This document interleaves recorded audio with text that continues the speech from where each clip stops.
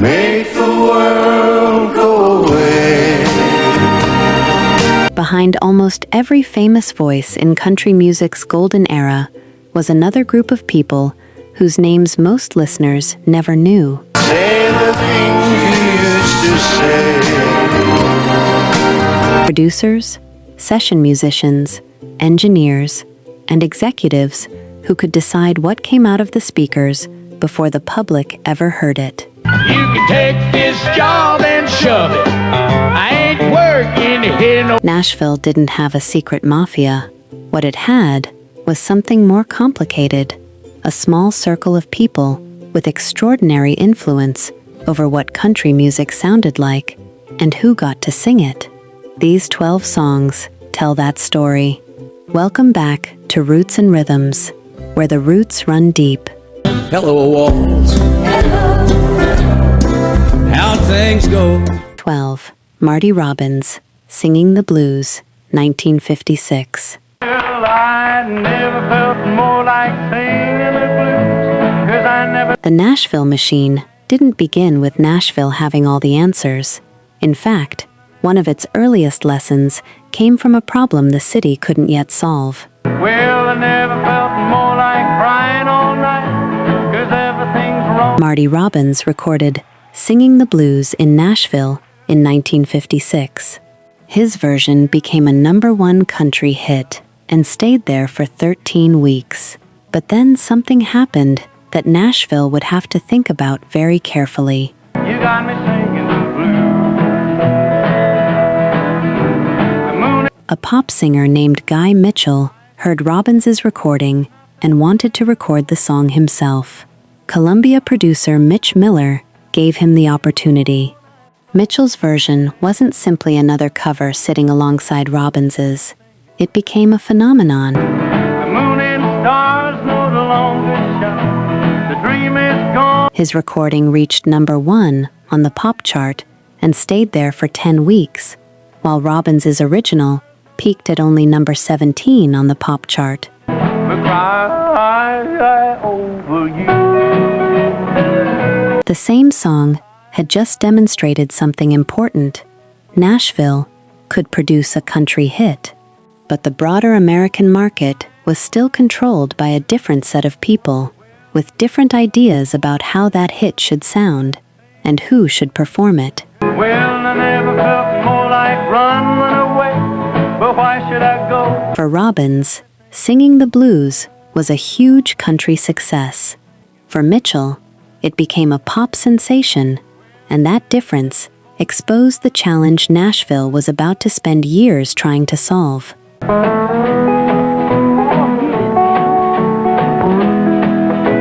If country music wanted to compete for the biggest audience in America, simply having great songs wasn't enough.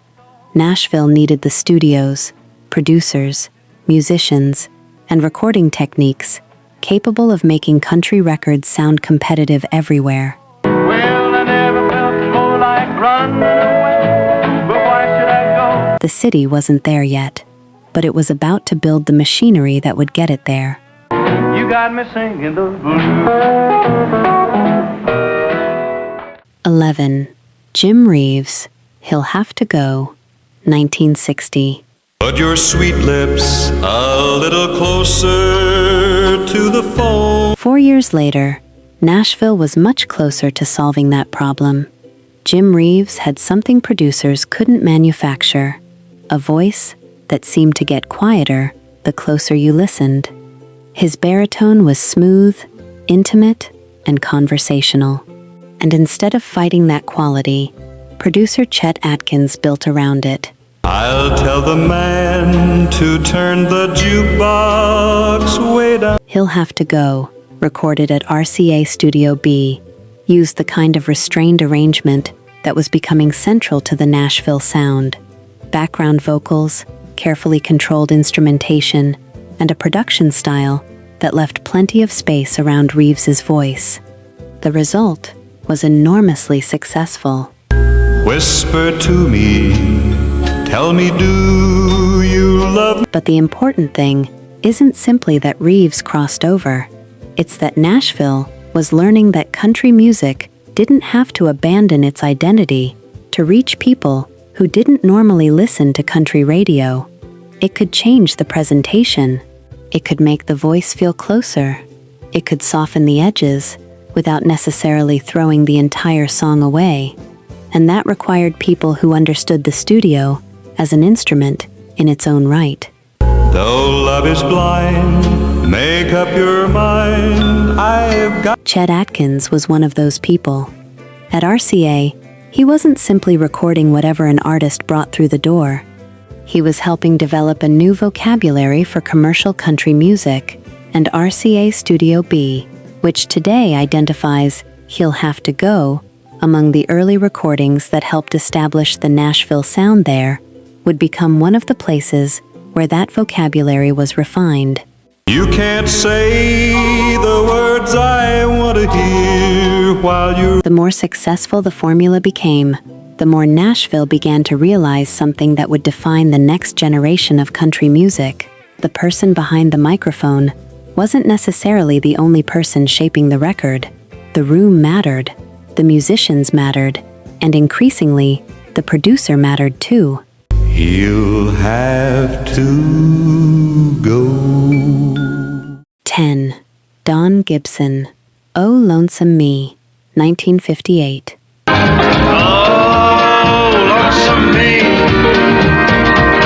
The person most responsible for building that softer, more polished sound had a name: Chet Atkins. Atkins was a guitarist first and a producer second, but by the late 1950s, his production instincts were reshaping the entire Nashville studio system. I'll bet she's not like me. She's out and fancy-free. She's working. Working with Don Gibson on Oh Lonesome Me, Atkins made a deliberate choice. Replace the genre's usual fiddle and steel guitar with a smoother rhythm section, add a vocal chorus for warmth, and aim the whole arrangement at a mainstream pop audience that traditional country instrumentation tended to push away. Well, there must be some way I can lose these lonesome blues. Results became known, almost informally at first, as the Nashville Sound, a production philosophy built less around any single artist's identity and more around a repeatable formula: strings where fiddles used to be, background vocals smoothing out rough edges, arrangements built for radio formats far beyond the genre's traditional home. Atkins wasn't working alone.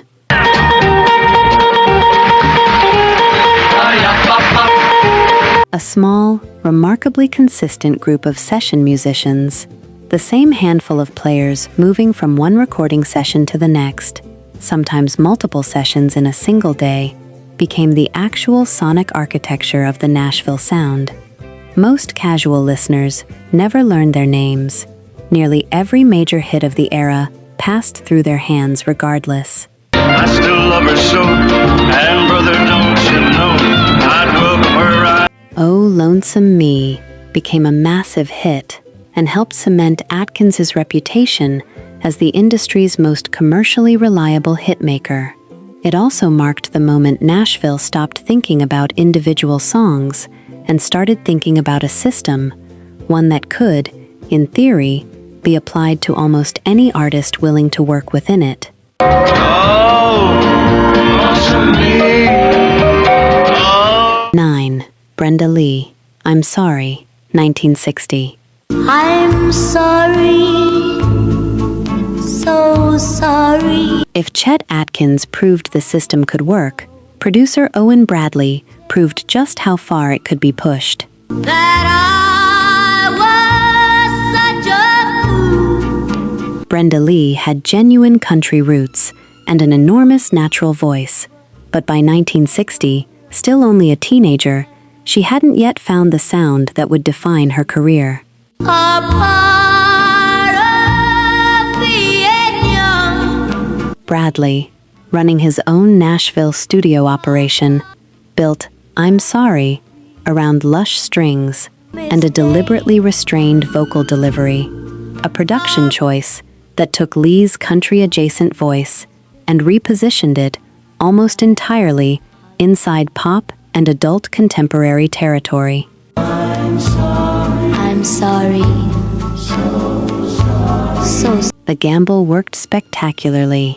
I'm Sorry became one of the biggest hits of the year, crossing genres so completely that many listeners never thought of Lee as a country artist at all, despite her Nashville roots and country radio history.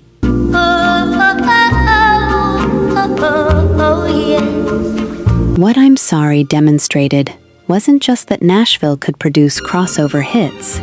It demonstrated that Nashville's production system could take an artist's existing talent and repackage it almost entirely, reshaping not just the sound, but the audience's basic understanding of what genre they were even listening to. Please accept my apology. That capability, the ability to take raw talent and redirect it toward whichever market looked most commercially promising, was becoming one of the machine's defining features. The artist supplied the voice. The producer increasingly decided what that voice was for.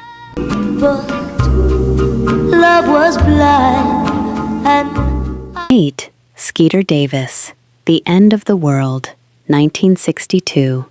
Why does the sun go on shining? By 1962, the physical infrastructure behind all of this had a name and an address.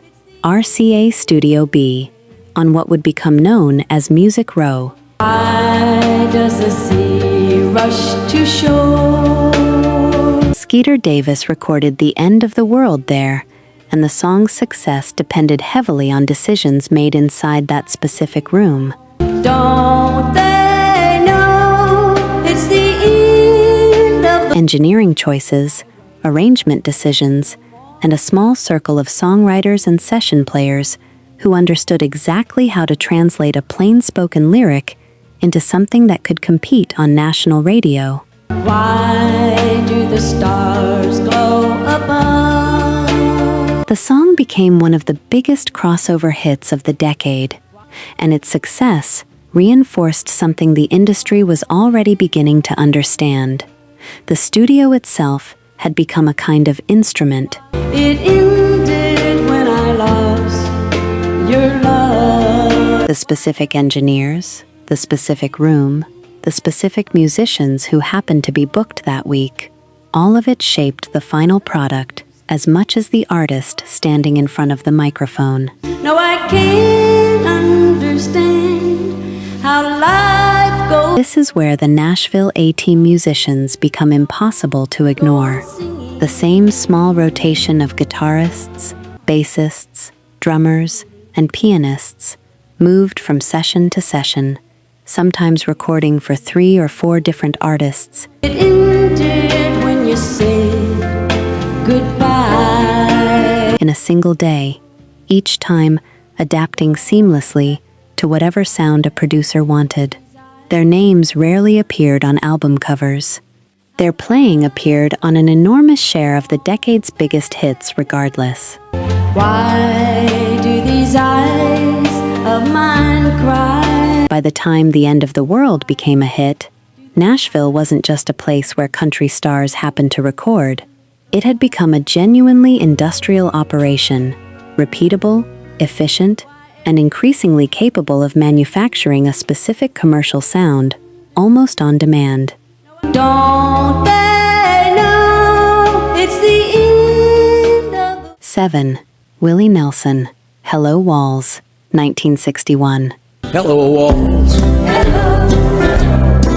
How things go for you. Not every talented voice fit neatly inside that system.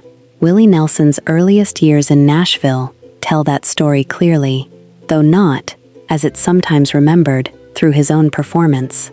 Nelson arrived in Nashville in the early 1960s as a struggling songwriter, largely unknown as a performer and short on money. Said she up and walked away, and I'll bet you dread. He wrote Hello Walls, a wry, aching song about loneliness, addressed directly to the empty furniture of an apartment. Rather than recording it himself, Nelson sold the song, and it was Farron Young, already an established Nashville star, who took it to number 1 in 1961. Lonely walks, I'll keep you company. The story matters precisely because of what it reveals about the machine's structure. Nelson's songwriting talent was undeniable, and Nashville was more than happy to profit from it. What the system wasn't yet prepared to do was put Nelson's own unconventional phrasing and behind-the-beat vocal style in front of a microphone as the star attraction. Hello, see. I'm gonna stare. His voice didn't fit the polished, radio-ready mold Atkins and Bradley had spent years perfecting. So for years, Nelson worked from inside the system without fully belonging to it. A songwriter Nashville valued, a performer Nashville wasn't sure what to do with. Well, look here, is that a teardrop in the corner? That tension wouldn't resolve for well over a decade, but it planted something that would eventually matter a great deal. Proof that genuine talent could exist just outside the machine's preferred shape, waiting for an opening. I've got a feeling she'll be gone a long, long, long time. By this point, a pattern is becoming difficult to ignore. Nashville wasn't simply recording whatever artists happened to bring into the studio. There was a system, producers deciding on arrangements, choosing session musicians, selecting material, and shaping how each finished record reached the public. Some artists thrived inside that system. Others, like Willie Nelson in his earliest years, sat just outside its preferred shape. The final 6 songs show what happened as that system grew powerful enough to build a star from nothing, and eventually fragile enough that some of the artists it created wanted control back. Hello, walls. How'd things go? 6. David Houston, Almost Persuaded, 1966. Met a girl with a drink in. By the mid-1960s, a new producer was reshaping the system again. Billy Sherrill, working out of Columbia's Nashville studios, pushed the polished instincts of Atkins and Bradley even further. She had ruby red lips. Developing what the industry would eventually call the countrypolitan sound. Heavier orchestration, more dramatic arrangements, and production values that increasingly resembled adult contemporary. Then she came and sat down. David Houston's Almost Persuaded, built around a story of resisted temptation, became one of the clearest early expressions of Sherrill's approach. And as she played her soft hand, Sweeping strings, a deliberately theatrical vocal arrangement, and a level of production polish that traditional country instrumentation from a decade earlier simply couldn't have produced. our temptation was flowing. The song won Grammy Awards and became one of the biggest hits of the year. Sherrill's rise mattered because of what it revealed about where power inside the machine was consolidating. Producers weren't just shaping how a song sounded anymore. And I was almost. Increasingly, they were shaping which songs got chosen, which arrangements got approved, and which artists got matched with which material in the first place.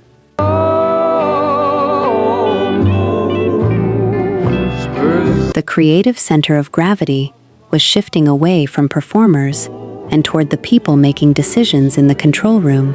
That shift wasn't inherently sinister. Sherrill's instincts produced genuinely enduring records. Then we danced and she whispered. But it did mean the machine's most powerful figures were no longer just engineers of sound. They were increasingly the architects of entire careers. But your sweet love made me stop and 5. Eddie Arnold, Make the World Go Away, 1965. Make the world go away. By the middle of the 1960s, Nashville had discovered that its system could do something more complicated than create a new hit. It could give an old star a new life. Eddie Arnold didn't arrive in the 1960s as an unknown singer waiting for Nashville to discover him. Quite the opposite. Say the things you used to say.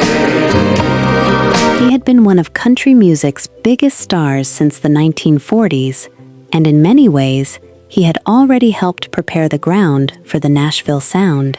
His smooth, romantic singing style had always been more polished than the rougher honky-tonk sound around him, but by the early 1960s, Arnold's career had lost some of its momentum. Do you remember when you loved me?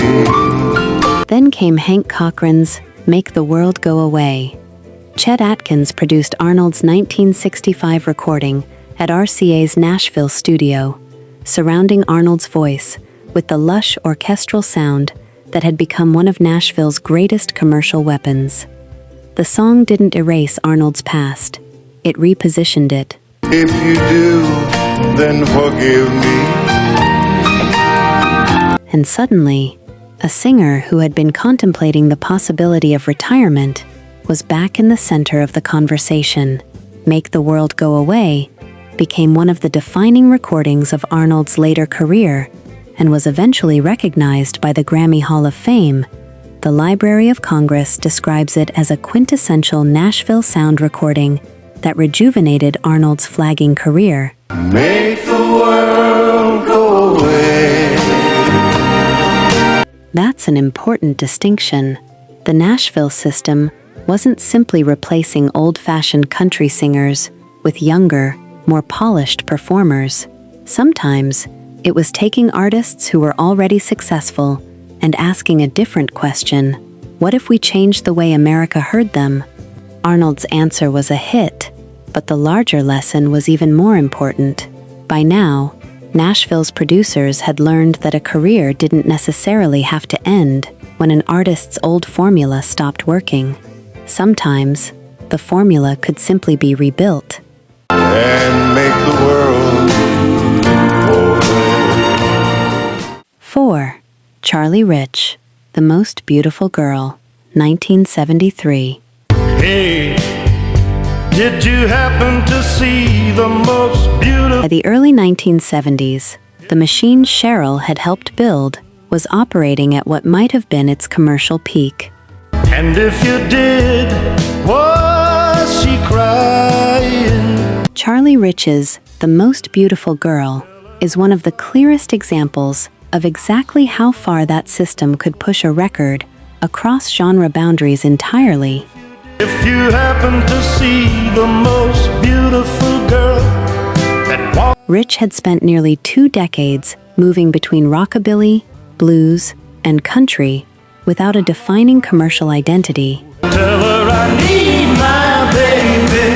Oh, won't you? Sherrill, producing The Most Beautiful Girl, built the track around a lush, string-heavy arrangement explicitly designed to work on country, pop, and adult contemporary radio simultaneously. I woke up this morning, realized. Not a crossover hit in the sense of a country song that happened to also do well elsewhere, but a record engineered from its first take to blur those categories almost completely. I lost my head and I said some things. Now The strategy succeeded beyond anything Rich had previously experienced. The song topped the country charts, the pop charts, and the adult contemporary charts all at once, making Rich a genuine mainstream star for the first time in a career stretching back to the 1950s. did you happen to see the most beautiful girl? The Most Beautiful Girl represented the machine near its most refined, capable of building a single record that satisfied multiple, historically separate audiences at the same time. Tell her I need my baby. Oh, won't you? It also represented something the system rarely advertised openly: the increasing difficulty of identifying where country music actually ended and mainstream pop production began. Oh, won't you tell her that I love her? 3. Tanya Tucker, Delta Dawn, 1972. Delta Dawn, what's that flower you have on? Now the Nashville Machine was facing a very different challenge. What if the raw talent wasn't an established star who needed reinventing? And did I hear you say he was meeting you here today? What if the talent was 13 years old? Tanya Tucker was only 13 when Delta Dawn became a major country hit in 1972. Take you to his mansion in the sky. Billy Sherrill produced the recording for Columbia, and the machinery around Tucker was suddenly moving very quickly. She's 41 and her daddy still calls her baby. There was a powerful voice, a dramatic song, a major record label, and an entire team of adults deciding how to introduce a 13-year-old to the country audience.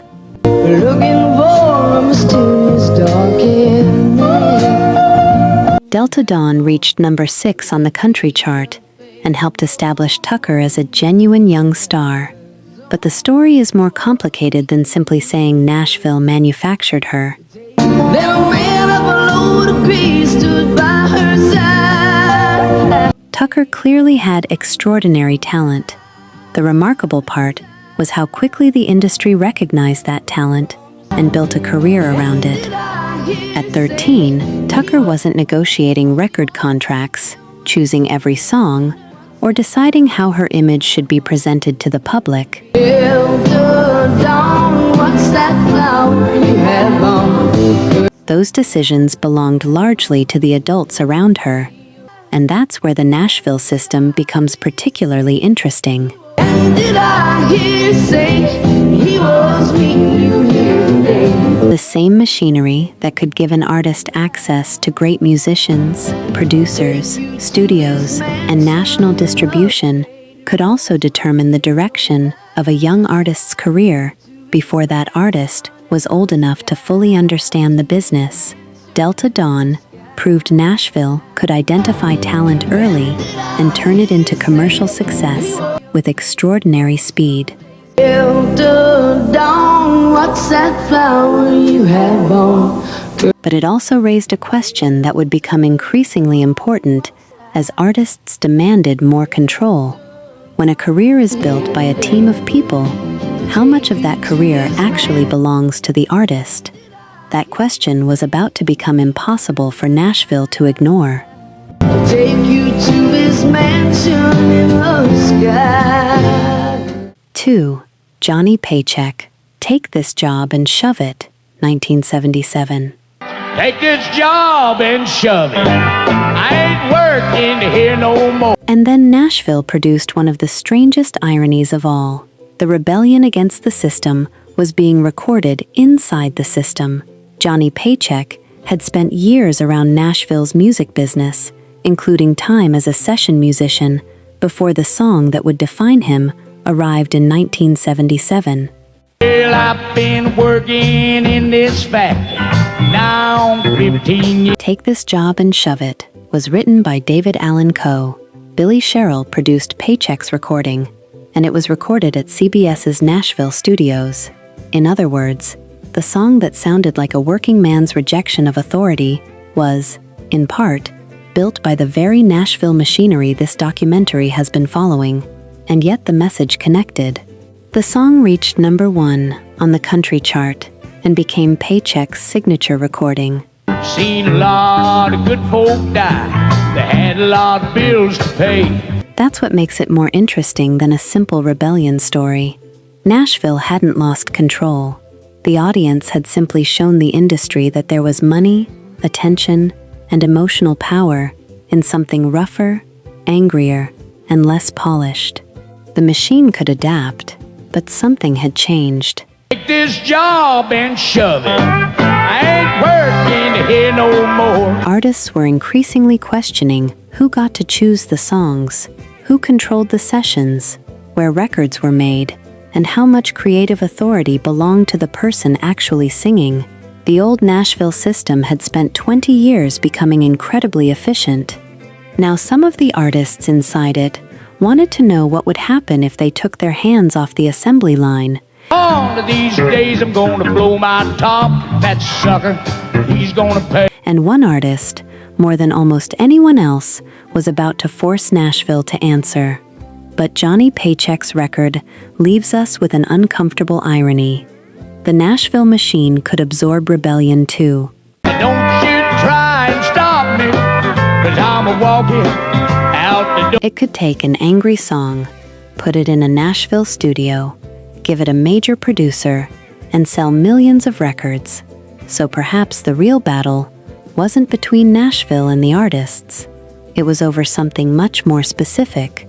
Who gets to make the decisions? And that brings us to Waylon Jennings. You can take this job and shove it. I ain't working. 1. Waylon Jennings, Luckenbach, Texas. Back to the Basics of Love, 1977. Let's go to Luckenbach, Texas, Waylon and Willie and the boys. For nearly 2 decades, Nashville had been getting better and better at deciding what a successful country record should sound like. Chet Atkins had helped build the Nashville Sound. Owen Bradley had refined it. Billy Sherrill had pushed it toward countrypolitan sophistication. And artists had learned how to succeed inside that system. But Waylon Jennings had begun asking a different question. Hank Williams swing songs, Newberry's train songs, Blue Eyes Cry. What if the artist got to decide? By the early 1970s, Jennings was frustrated with the control RCA had over his recordings. He wanted to choose his own material, he wanted to use his own musicians, and he wanted to make records without having every creative decision filtered through the Nashville system. His manager, Neil Reshan, helped renegotiate Jennings's deal with RCA, and Jennings eventually received something that was still unusual for a Nashville country artist. Baby, let's sell your diamond ring, buy some boots and faded jeans and go away. Substantial artistic control over what he recorded, where he recorded it, and who played on it. That freedom changed everything. Jennings began making records that sounded less polished, less carefully packaged, and more like the music he actually wanted to make. The outlaw movement grew around artists with similar frustrations, including Willie Nelson and others who wanted greater control over their music. We've been so busy keeping up with the Jones. Then came a twist. The rebellion sold. In 1976, RCA released Wanted the Outlaws, bringing together Jennings, Nelson, Jesse Coulter, and Tom Paul Glazer. The album became a landmark commercial success and proved that the audience wasn't rejecting the Nashville establishment simply because it wanted something obscure or underground. Go to Luckenbach, Texas, Waylon and Waylon and the boys. It wanted something different. A year later came Luckenbach, Texas. The song wasn't an angry declaration of war against Music Row. It was quieter than that. It imagined a simpler country life, away from the pressures, the image-making, and the machinery of the music business, and it became a #1 country hit. That was the moment the story came full circle. Nashville had spent decades developing a system capable of turning country music into a national commercial force. This successful life we're living's got us feeling like the Hatfields and the Boys. But the artists who wanted more control weren't trying to destroy the entire industry. They wanted a bigger role inside it. And Waylon Jennings proved that creative independence didn't have to mean commercial failure. The Country Music Hall of Fame describes Jennings as demanding, and eventually receiving, the right to record the material he wanted, in the studio he wanted, with the musicians he wanted, and notes that sales ultimately helped win the battle for the Outlaws. Out of Luckenbach, Texas, ain't nobody feeling no pain. So, did Nashville create its stars? In many cases, absolutely. The studios mattered, the producers mattered, The session musicians mattered, the labels mattered, the songwriters mattered, and the people making decisions behind the glass could have an enormous influence on what audiences heard. But Nashville never had complete control.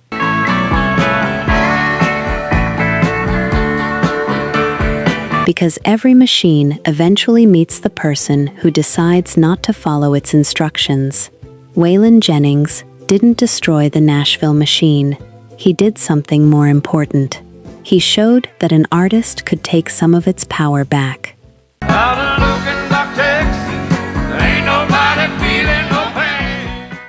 And perhaps that's the real story of Nashville's golden era.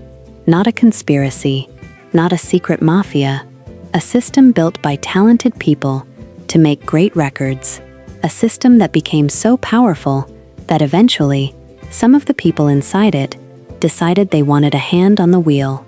Like, subscribe, and join us for the next story. This is Roots and Rhythms, where the roots run deep. Build